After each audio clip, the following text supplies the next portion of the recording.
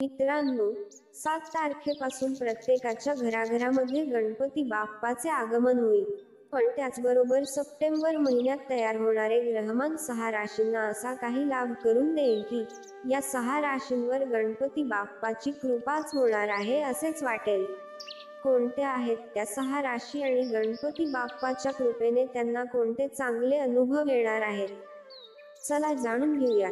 पण त्याआधी तुम्ही आपल्या चॅनलवरती नवीन असाल तर चॅनलला सबस्क्राईब करून सोबतच बेल आयकॉनवर सुद्धा क्लिक करा. तसेच तुम्हीही गणपती बाप्पाचे भक्त असाल तर कमेंट करा, गणपती बाप्पा मोरया.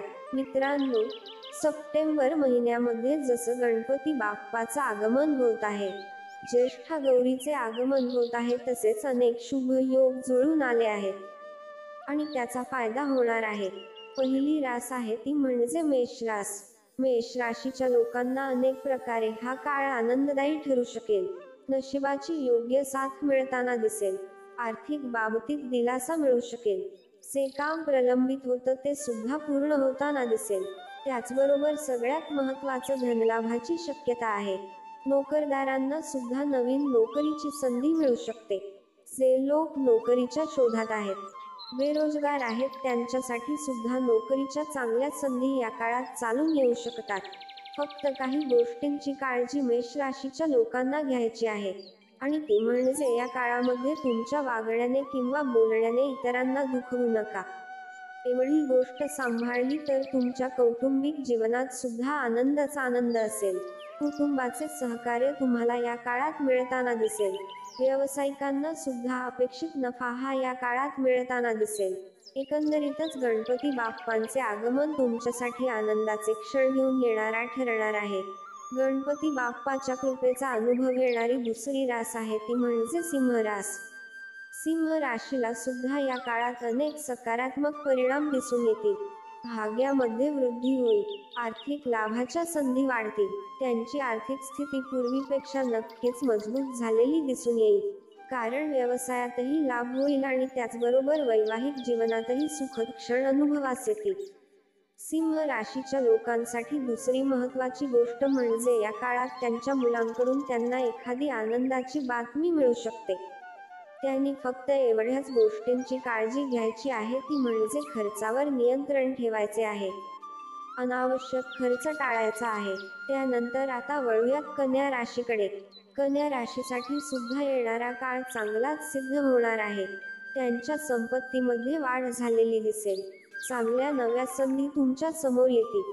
नोकरी बदलण्याची तुमची इच्छा असेल तर तुमची सुद्धा इच्छा या काळात पूर्ण होऊ शकते. तुम्ही त्या दृष्टीने प्रयत्न करू शकता. आर्थिक लाभाच्या संधी वाढतील, तसेच भौतिक सुखसोयी वाढतील. तुम्हाला सुद्धा एखादी चांगली बातमी कळू शकते. त्याचबरोबर कामाच्या ठिकाणी चांगला सन्मान देखील तुम्हाला मिळताना दिसेल. गणेशाच्या कृपेने ज्यांची इच्छा पूर्ण होणार आहे अशी आणखीन एक रास ती म्हणजे तुळ रास. तुळ राशीला या काळात सर्वाधिक फायदा मिळताना दिसेल. येणारा काळ तुमच्यासाठी शुभ राहील, कारण त्यांच्या उत्पन्नात वाढ होण्याची शक्यता आहे. त्याचबरोबर एखादं मोठं यश सुद्धा त्यांना मिळू शकतं. जी कुठली योजना घेऊन तुम्ही पुढे चालत आहात ती योजना निश्चितच सफल होण्याची शक्यता आहे. त्याचबरोबर गुंतवणुकीतून सुद्धा चांगला परतावा मिळू शकतो. या संपूर्ण महिन्यात कुटुंबात सुख शांतता नांदताना दिसेल. गणेशाच्या कृपेने इच्छापूर्ती होण्याची दुसरी रास आहे ती म्हणजे धनुरास. जवळजवळ सर्व प्रकारच्या इच्छा पूर्ण होण्याची शक्यता धनु राशीच्या लोकांची आहे. नोकरीच्या ठिकाणी सुद्धा प्रगती होऊ शकते. लाभ मिळू शकतो. प्रलंबित काम पूर्ण होऊ शकतात. तुम्हाला जे यश अपेक्षित आहे ते या काळात मिळू शकतं. फक्त अचानक लांबचा प्रवास करावा लागू शकतो. उत्पन्नाचे नवीन स्रोत निर्माण होऊ शकतात. त्याचबरोबर अनपेक्षित ठिकाणांहून सुद्धा आर्थिक लाभ होण्याची शक्यता आहे. तसेच नोकरीच्या ठिकाणी वरिष्ठ तुमच्या मेहनतीवर आणि प्रयत्नांवर खुश होतील आणि तुमची प्रशंसा करताना दिसतील. आता वळूयात मीन राशीकडे. गणपती बाप्पाचं आगमन या राशीसाठी शुभ ठरणार आहे. सौभाग्यामध्ये वाढ करणारा हा काळ तुमच्यासाठी ठरणार आहे. नियमित कामं तुमची अगदी वेळेत पूर्ण करू शकाल. नोकरीशी संबंधित काही चांगली बातमी देखील तुम्हाला या काळामध्ये मिळू शकते. त्याचबरोबर बेरोजगार असाल तर रोजगार प्राप्तीच्या चांगल्या संधी देखील या काळात मिळतील. तुम्ही प्रयत्न मात्र पूर्ण करा. नोकरदार लोकांच्या प्रोफेशनल लाईफमध्ये सुद्धा सकारात्मक परिणाम दिसून येतील.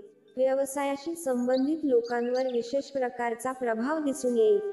त्याचबरोबर वैवाहिक जीवनात आनंद आणण्यासाठी तुम्हाला मात्र जोडीदारासाठी वेळ काढावा लागेल.